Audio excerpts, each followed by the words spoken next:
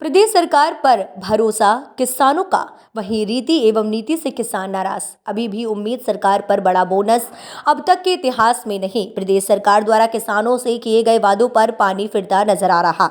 धान खरीदी में राज्य सरकार के द्वारा किए गए वचन के अनुसार नहीं दिया जा रहा समर्थन मूल्य पर उचित दाम नहीं मिलने से परेशान है। मध्य प्रदेश में किसान के सही मेहनत का वाजिब दाम, समर्थन मूल्य पर उचित दाम मिल सके, जिसके लिए किसानों के हित में प्रदेश सरकार अनेकों प्रयास कर रहे हैं। इस बार विधानसभा चुनाव में भाजपा द्वारा सरकार बनने पर किसानों को उनके उपार्जन के धान का उचित मूल्य 3100 रुपए व गेहूं 2700 रुपए प्रति क्विंटल देने का दावा किया था, लेकिन भाजपा सरकार बनने के बाद भी किसानों को किए गए दावे के अनुसार मूल्य नहीं मिल रहा है। किसानों से अभी वर्तमान में 2183 रुपए प्रति कुंटल के हिसाब से धान खरीदी किया जा रहा है और किसानों के खाते में पैसा भी आ रहा है, जबकि किसान आज भी अपनी उम्मीद सरकार पर बनाए हुए हैं। वहीं हमारी टीम ने किसानों से चर्चा किया और जाना कि किस तरह वह अपनी उपज को लेकर धान खरीदी केंद्र पहुंच रहे हैं। नमस्कार, आप देख रहे हैं एमपी न्यूज एक्सप्रेस बीजीटी और मैं आपके साथ वीरेंद्र श्रीवास। इस वक्त हम भोरगढ़ के खरीदी केंद्र में पहुंचे हैं, जहां पर किसानों से समर्थन मूल्य पर धान खरीदी की जा रही है। इस वक्त हमारे बीच यहाँ के किसान उपस्थित हैं। हम उनसे कुछ चर्चा करना चाहेंगे उपार्जन को लेकर के कि किस स्तर से उन्होंने इस बार अपनी उपज का सही दाम पाने के लिए उपार्जन केंद्र पहुँच रहे हैं। जी, हमारे साथ में हमारे कुछ ऐसे किसान हैं जिनसे हम चर्चा करना चाहेंगे। जी, आपका परिचय? मेरा नाम गुलाब सिंह कटरे बैजू मोगांव से का रहने वाला हूँ। अच्छा कटरे जी, आप यहाँ पर पहुँचे हैं, आपने देखा कि किस स्तर से यहाँ पर जो खरीदी की जा रही है। आप कितने धान लेकर के पहुँचे? मैं यहाँ करीब 300 बोरे धान लेकर आया हूँ। अच्छा, क्या लगता है आपको कि इस बार जो खरीदी की जा रही है शासन प्रशासन के निर्देशानुसार, तो क्या सुविधाएं आपको उपलब्ध कराई गई? मेरे ख्याल से इस बार बहुत अच्छी सुविधाएं यहाँ उपलब्ध है। हमारा धान 2 दिन पहले आया हुआ था। कल तो छुट्टी थी, लेकिन आज हमने बोरिया भरकर कंप्लीट हो गई। और हमारे यहाँ के प्रबंधक महोदय नकपुरी जी ने कहा कि आज बिल्कुल शाम तक आपका काटा भी हो जाएगा। मैंने तो ऐसा अच्छी सुविधा आज तक ऐसी नहीं देखी थी जो इस बार मुझे यहाँ देखने को मिली। आप किसान हैं, आप काफी अनुभवी किसान लगते हैं। इस बार मध्य प्रदेश में भारतीय जनता पार्टी की सरकार बनी। इस बार चाहते थे, भारतीय जनता पार्टी की घोषणा पत्रों के आधार पर उन्होंने 3100 रुपए समर्थन मूल्य की बात कही थी। क्या लगता है इस बार आपको कि अभी तक ऐसा कोई आदेश जारी नहीं हुआ है, उसके बावजूद में भी 3100 रुपए मिलने के चांसेस हैं आपको? हाँ, यदि 3100 रुपया धान का रेट हमें मिल जाए, क्योंकि इस बार जो विधानसभा चुनाव हुआ तो इसमें कांग्रेस पार्टी ने 2500 रुपया समर्थन मूल्य की बात कही थी, तो हम लोग कांग्रेस पार्टी के पक्ष में थे। किंतु जब उसके बाद में जब बीजेपी ने अपना जो घोषणा पत्र यहाँ जाहिर किया 3100 रुपया का, तो हम तो बिल्कुल तब्दील हो गए, खुश हो गए। हम सारे किसान, हम लोगों ने बीजेपी को मत दिए, वोट दे दी। हमारे यहाँ विधायक भी बीजेपी के बन गए, सरकार भी बीजेपी बन गई।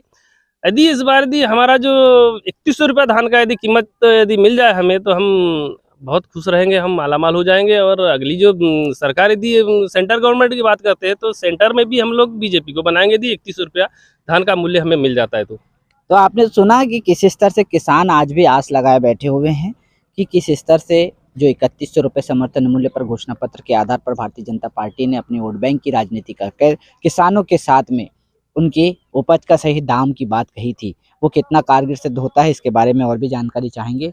भैया, हमारे साथ में और भी कुछ ऐसे किसान हैं जिनसे हम चर्चा करना चाहेंगे। जी नमस्कार, आपका परिचय? मेरा नाम सुशील तुर्कर, मैं ग्राम लीला में का एक रह सकता हूँ। अच्छा तुर्कर जी, आप यहाँ पे धान लेकर के आए हैं, क्या लगता है इस बार कैसा धान आपको इस बार उपज के रूप में मिला है? इस बार धान खरीदी हमारे यहाँ सबसे ज़्यादा हुई है। रिकार्डतौर भोरगढ़ सोसाइटी ने इस बार खरीदी की है, मेरे जो जानकारी में है। और जो सुविधा यहाँ कृषकों को मिली है, मेरा मानना है कि इसके पहले वो सुविधाएं शायद मिलते तो थी, सभी लोगों का धान जाता था, पर असुविधा होती थी। पर इस बार बहुत अच्छी नागपुरी जी द्वारा जो सोसाइटी का प्रबंधन किया गया और बहुत अच्छा प्रबंधन रहा। जबकि सोसाइटी की अभी सदस्य मतलब अध्यक्ष जो समिति है, वो भंग होने के बाद में भी नागपुरी जी ने अपने आप पे उसका पूरा कर्तव्य लेते हुए नागपुरी जी ने इस सोसाइटी की खरीदी प्रभारी के रूप में बहुत अच्छा काम किया है। अच्छा दुर्कर जी, आपने बताया कि जिस स्तर से आपके यहाँ पे उपार्जन केंद्र की खरीदी की जा रही है, किसान भी काफी खुश नजर आ रहे हैं।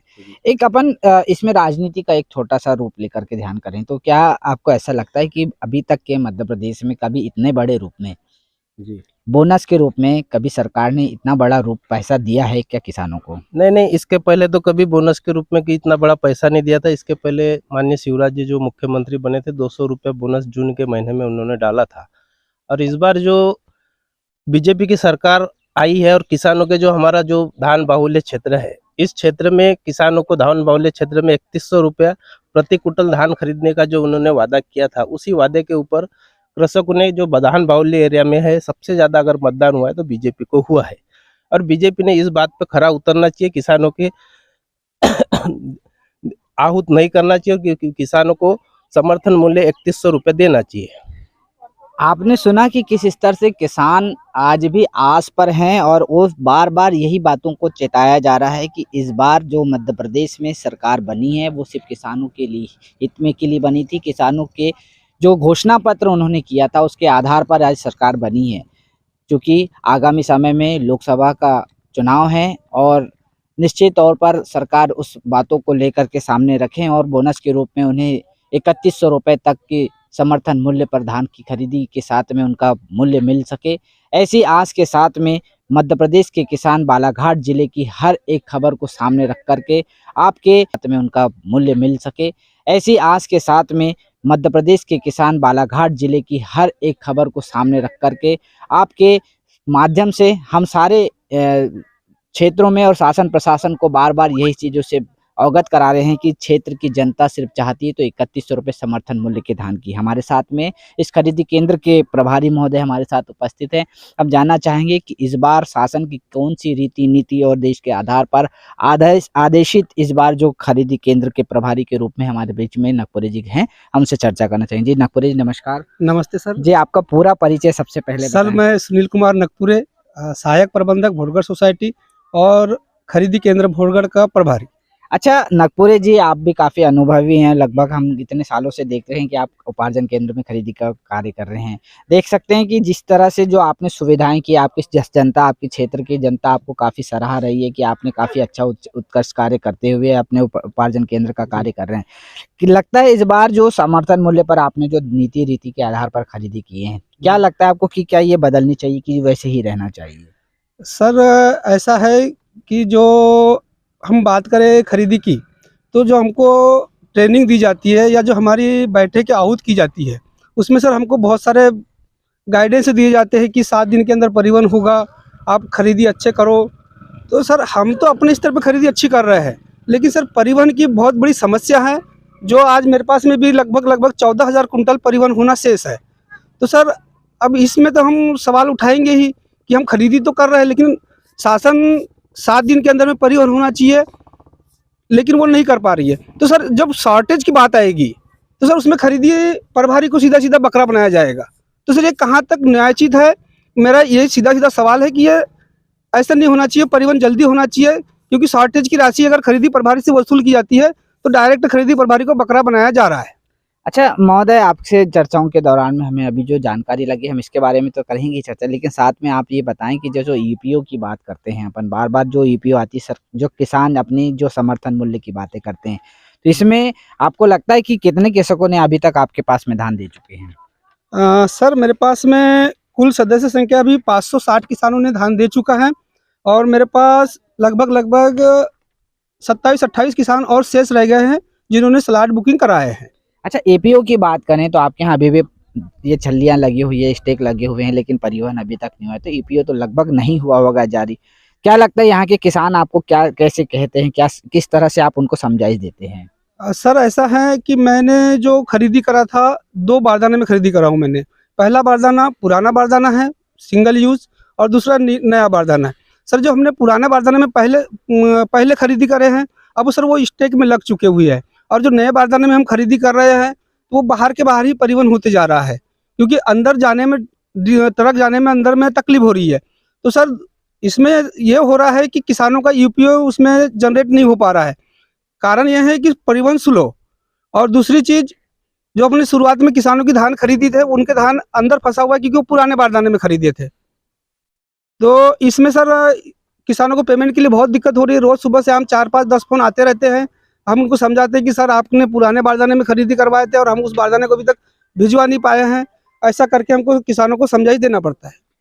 तो आपने सुना कि किस स्तर से विस्तार पूर्वक यहाँ पर जो नकपुरे जी ने हमारे चैनल के माध्यम से आपको बताया कि किस स्तर से खरीदी की जाती है, शासन के निर्देशानुसार सारी खरीदी को देखा जाता है और उसके साथ में किसानों के साथ में उनके अकाउंट पर पैसा भी जाना है। लेकिन उसका सबसे महत्वपूर्ण विषय सिर्फ एक ही है कि यहाँ पे परिवहन ना होने के कारण आज भी किसान अपने अकाउंट पर पैसा नहीं पाया है। और इस बार जो बात करें 72 घंटों की, कि 72 घंटे हमेशा शासन निर्देशित कर देती है, लेकिन उठाव को लेकर समस्या जस के तस बनी हुई है।